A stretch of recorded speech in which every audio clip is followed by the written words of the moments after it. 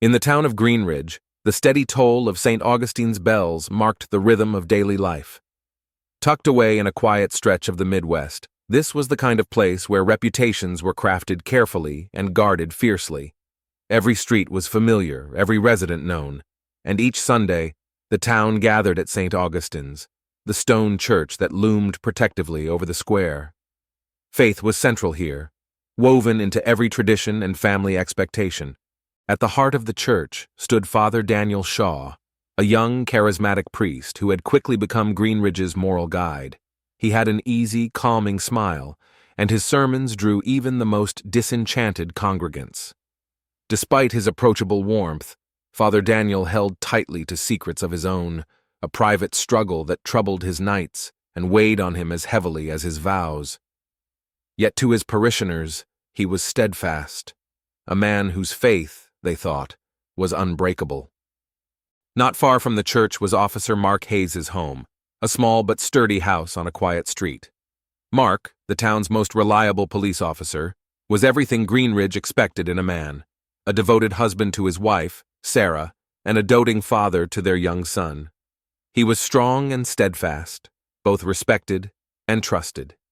Yet there was another side to Mark, one that he had buried for years. Beneath his outward strength, he harbored hidden desires, feelings he never dared voice. Greenridge's moral strictness left no room for such vulnerabilities, so Mark concealed his thoughts in silence, suffocating any temptation that surfaced. On the night of May 3rd, 2023, Mark found himself drawn to St. Augustine's as the town lay silent under a heavy sky. He'd left his wife asleep, restless, and looking for solace, though he couldn't explain why. His patrol car was parked along the dim, empty street as he stepped toward the church's heavy doors. When he pushed them open, he saw Father Daniel, seated alone in the front pew, head bent over a rosary. The two men exchanged only a brief, searching glance before Mark sat in the pew opposite him. Father Daniel offered a gentle nod, signaling his understanding without words. They spoke sparingly, about the town, the weight of their duties, but beneath their conversation lay an unspoken recognition, a quiet intensity neither could ignore. The candlelight cast soft shadows, and each man felt the pull of something he'd tried desperately to suppress. There was a comfort in each other's presence, an almost dangerous relief. Neither dared to say what they truly felt, but both sensed the boundaries between them fraying. In the silence of St. Augustine's, their connection deepened, like a spark smoldering in the darkness, promising to ignite. As midnight neared, an unspoken tension filled the air, a foreshadowing of the path they were about to tread, one that would test the fragile foundation of their lives and the faith that defined them. Father Daniel hadn't meant for things to go this far, but with each meeting, the connection he shared with Officer Mark Hayes grew deeper, more charged, and far more dangerous. What had started as quiet conversations in the dim sanctuary of St. Augustine's had become a solace that neither man could resist. Over the weeks, their meetings became a sanctuary from the isolation each felt, a space where their unspoken struggles found an echo. But as their bond deepened, Daniel felt his faith tested in ways that filled him with both longing and dread.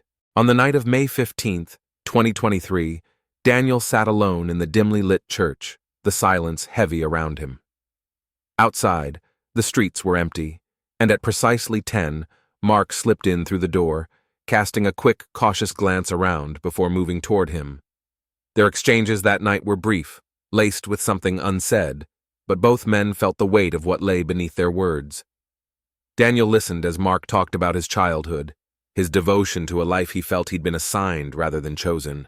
Mark spoke of his wife, Sarah, the strain between them, and a deep loneliness he couldn't quite explain. As they sat together, an almost magnetic tension filled the space between them, neither able to look away for long. Daniel felt an urge to reach out, a feeling he struggled to suppress as his heart pounded. He was a priest. He had no right to feel this way. And yet, here they were, two men holding secrets they couldn't bear to share with anyone else. Both knew this connection was a path they couldn't travel, but neither seemed able to pull away. After that night, their meetings became even more frequent. Every glance, every touch of a hand that lingered too long, pushed them further past the point of friendship. With each visit, they grew less careful. It wasn't long before whispers began to float through town.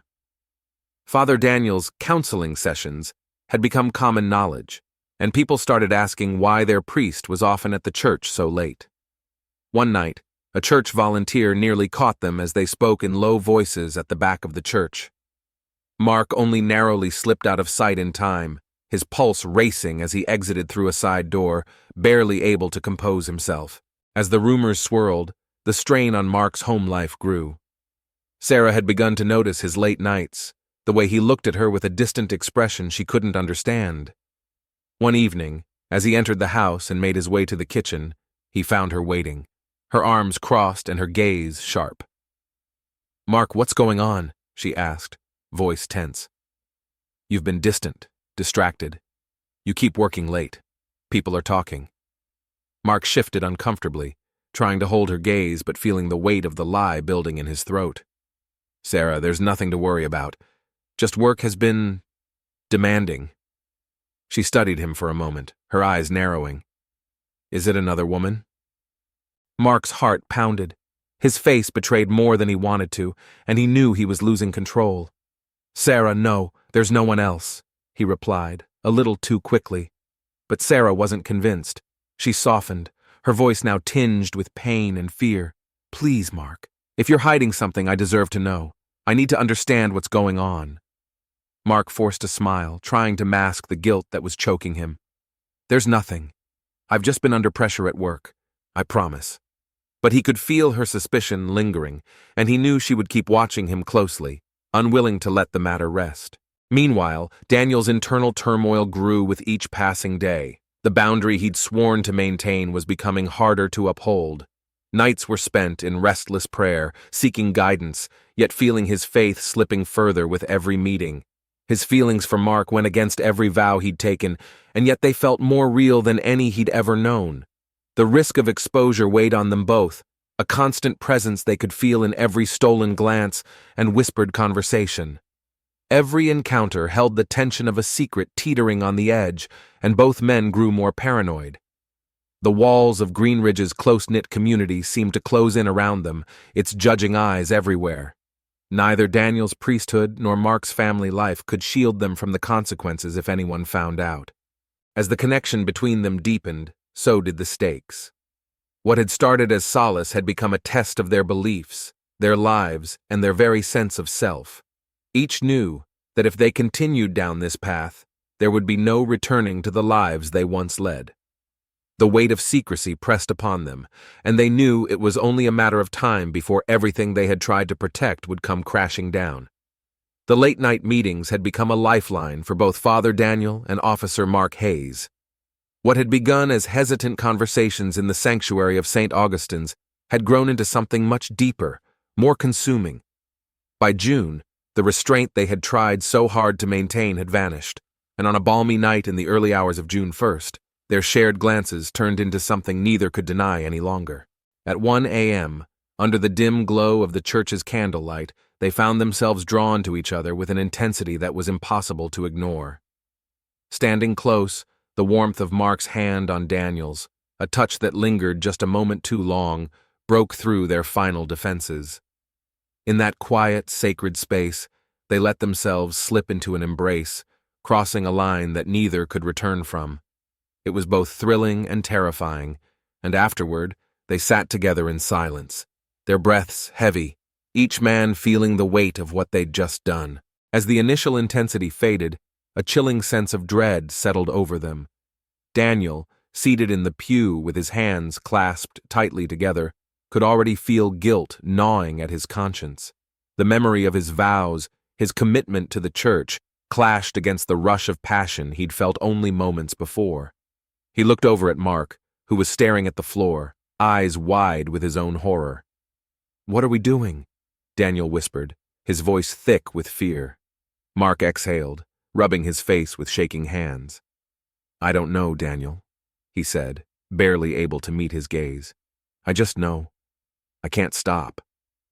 They both understood the magnitude of their choices, and yet the pull between them was undeniable. Their tryst might have gone undiscovered had they been more careful. But a few nights later, As Mark left the church just before dawn, he didn't notice a figure standing in the shadows across the street. The man, a local known for hanging around the town's fringes, watched Mark step out of the church's side door and slip into his car. Within a day, an anonymous message arrived in Daniel's office. "I know what you've been doing. Meet me at the river bridge at midnight, or your secret will be everyone's business."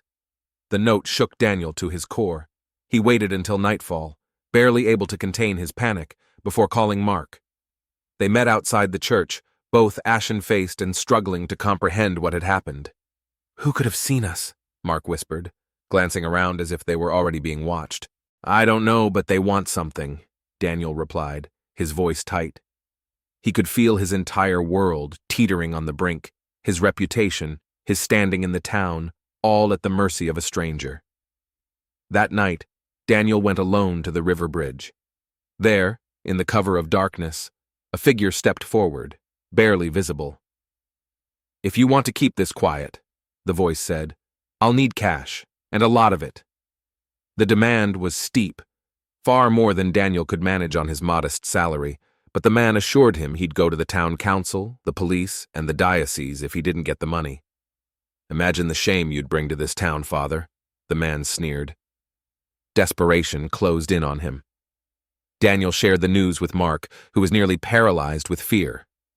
"Do you understand what this could do to my family, my career?" Mark said, his voice hoarse. "I can't lose everything over this." "You think I don't know that?" Daniel snapped, his usual calm breaking. "But if we don't pay, he'll destroy us both. My entire life is here. My faith, my purpose. We can't let him do this." Their argument grew more heated, each accusing the other of putting them in danger, of being reckless, of not thinking things through. But they both knew the truth. Their affair had set them on an irreversible path, and the blackmailer wasn't going to let them off easily. Days passed in a strained silence between them, each waiting for the inevitable disaster, unable to sleep, barely able to function. And then, on the morning of June 10th, the nightmare grew even darker. Mark had been careless with his phone, leaving it unattended in the kitchen while he showered. Sarah, noticing a message notification, glanced down and saw a name she hadn't expected. Father Daniel.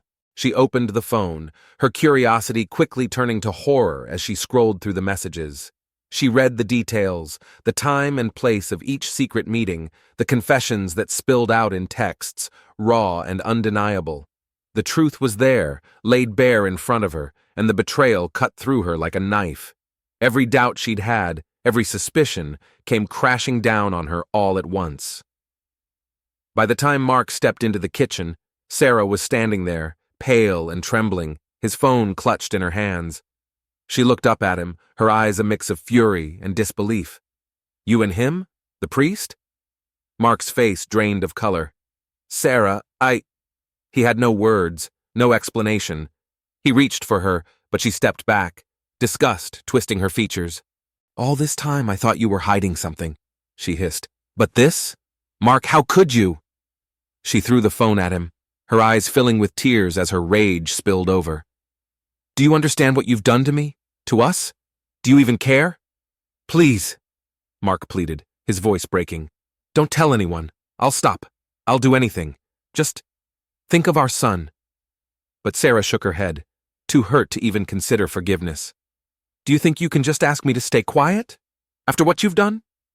She straightened, her expression hardening. "No. People need to know who you really are. Both of you." As she stormed from the room, Mark's panic grew. He knew there was no way back now. The betrayal he had tried so hard to bury was exposed, and Sarah was determined to reveal it all, driven by humiliation and a desire to see him punished. Their carefully guarded secret was about to unravel in the most devastating way possible. The evening was heavy with anticipation as Mark sat in his car outside St. Augustine's, hands trembling against the steering wheel. Sarah's ultimatum had been clear: end the affair with Daniel, or she would expose everything. She hadn't left room for negotiation, her eyes blazing with betrayal and disgust. Desperate, Mark had agreed, promising he would put an end to it all. But his heart ached with conflict. He knew he had to see Daniel one last time, to try to make sense of what they'd done and what they had lost. Mark stepped into the dimly lit church at exactly 8 p.m., finding Daniel waiting alone in the front pew. The air was thick with an unspoken grief that clung to them both. Daniel looked up, his face weary, lines of worry etched deep into his brow. Mark took a seat beside him, their silence weighed down by the terrible knowledge that this would be the end. "I can't do this anymore," Mark whispered, his voice breaking.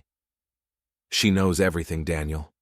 She's threatening to ruin me, ruin you. Whatever this is, it has to stop." Daniel nodded, though his own heart ached with the words. "I know, Mark," he replied, his voice strained. "This was never meant to happen, but I can't pretend it didn't mean something." Mark's eyes dropped to the floor, torn between the life he was trying to protect and the impossible longing he felt. Before he could respond, the creak of the church doors echoed through the sanctuary. Both men turned to see Sarah standing in the entryway, her face a storm of fury and betrayal. She had followed him. "You!" she spat, her voice sharp and venomous, eyes fixed on Daniel. "You think you're some sort of holy man? You think you're above consequences? You disgust me!" "Sarah, please," Mark started, but she silenced him with a raised hand. "Don't!" she hissed, turning on him. "You ruined everything we built. You betrayed me, betrayed our son. And for what? A lie you've been living all these years?" Her voice rose, echoing off the walls of the church, raw with the pain she'd held in for too long. Daniel took a step forward, his hands raised in a gesture of calm. "Sarah, please, I never meant to hurt you. This isn't Mark's fault." "Don't you dare defend him!" she shouted, her voice cracking. "I trusted you, both of you. And here you are, hiding behind your priest's collar while you tear my family apart. Do you even care about the damage you've done?" Mark tried to reach for her, his voice pleading. "Sarah, I'm sorry. I didn't mean for any of this. Please, just let me explain." But Sarah's fury was past the point of reason. She reached into her bag, her hand shaking as she drew out a small handgun, her fingers white with the grip. "Do you understand what you've done?" she screamed, her voice a ragged edge of anger and heartbreak. "I came here to get answers, but all I see is betrayal. If neither of you will make this right, then I will." "Sarah!" Mark shouted, his hands raised, stepping forward in a panic. "Put that down! Please don't do this!" The gun trembled in Sarah's hands, her face streaked with tears. Daniel moved toward her slowly, his hands open, his voice steady. "Sarah, listen to me. This isn't going to help. Please." In the chaos, Mark tried to approach her, and she swung the gun toward him, panic flashing across her face. "Don't come any closer!" she cried, her voice nearly breaking. But in her trembling grip, her finger slipped, and a shot rang out, deafeningly loud in the stillness of the church. Mark stumbled back, a look of shock on his face as he clutched his chest, blood spreading rapidly through his shirt. He collapsed to the floor, his eyes wide, unable to speak, his breath shallow and quick. "Mark!" Daniel shouted, rushing to his side, but before he could even register what had happened, he felt Sarah's hands on him, her face twisted with grief and rage. She shoved him away, her hands slapping against his chest. "You did this!" she sobbed, her strength frantic, wild. Daniel, trying to pull himself free, found his hand brushing the gun still in her grip. A struggle ensued, both of them fighting desperately, driven by pain and anger. In the frenzy, the gun went off again. The blast echoed through the church, and suddenly, Sarah went still, her eyes widening in shock. She released her grip, stumbling backward, a dark red stain blossoming across her abdomen. Daniel's breath caught as he watched her stagger, her hand pressed to her wound. Her eyes, once filled with fire, now looked only at him, as if she were searching for an answer that would make sense of it all. She sank to the floor beside Mark, her breathing shallow, eyes dulling as her life faded away. For a long, terrible moment, Daniel was frozen, staring down at their bodies. The man he had risked everything for, and the woman who had been caught in the devastating fallout of their choices lay before him, lifeless. The weight of what had just happened, what he had done, what he had destroyed, pressed down on him like a crushing force. He took a step back, his gaze fixed on his blood-stained hands, panic rising within him as he considered fleeing, vanishing from this nightmare. But a flicker of conscience, a whisper of the faith he'd once held so tightly, rooted him to the spot. He knew there would be no running from this. He knelt beside their bodies, feeling his pulse racing as he muttered prayers he'd said so many times before, yet now seemed hollow and distant. The enormity of the violence, of the broken lives scattered before him, settled on his shoulders with a weight he would carry forever. Daniel stayed there in the quiet of the church, as the truth of his actions finally broke him. The town of Greenridge had always prided itself on its unity, its strong moral fabric that bound each family together. But as the news of the Hayes tragedy spread, that foundation began to crack. People whispered in hushed voices on porches and in grocery aisles, neighbors exchanging glances that carried equal parts shock and accusation. The church worked swiftly to control the narrative, attempting to veil the details in respectful silence, but rumors churned through the town like a wildfire. Stories of betrayal and forbidden love painted a picture that Greenridge's tight-knit community could scarcely comprehend. Some whispered that Father Daniel had manipulated Mark, using his position to lure him into sin. Others blamed Mark, insisting that his actions were an unforgivable betrayal of his family. And then there were those who blamed Sarah, painting her as the scorned wife who'd let her anger spiral into violence. But no matter where the blame settled, the outcome was the same: a shattered family, a broken priest, and a town left forever altered. On June 20th, just days after the tragedy, Father Daniel walked into the local police station. Racked by guilt and weary of carrying the weight of his actions, he provided a full confession, detailing the affair and the tragic series of events that had led to the deaths of Mark and Sarah. His words, spoken with a resigned calm, ripped through the town's collective consciousness. Here was the man they had trusted, the voice they'd looked to for guidance, admitting to a hidden life that defied everything he had preached. To some, it felt like the final betrayal. Greenridge struggled to reconcile the man they'd known with the one described in Daniel's confession. Some were willing to find compassion, understanding that he, too, had been a man caught in a web of conflicting desires and impossible choices. Others condemned him outright, unwilling to see beyond the scandal that had left 2 lives lost and their community fractured. In the quiet weeks that followed, the town found itself haunted by the weight of what had happened. People questioned not only Daniel's actions but their own role in upholding appearances, in suppressing secrets, and in demanding conformity from those around them. The church doors remained open, but the faithful entered with downcast eyes, murmuring prayers under the shadows of stained glass that now felt darker, less pure. The story of Father Daniel, Officer Mark Hayes, and Sarah became a cautionary tale, a lingering reminder of the destructive power of guilt, secrecy, and hidden desires. For many, forgiveness was possible. For others, the scars would never heal. Greenridge, once unshakable, was now a town marked by tragedy, divided by a memory that would never fully fade.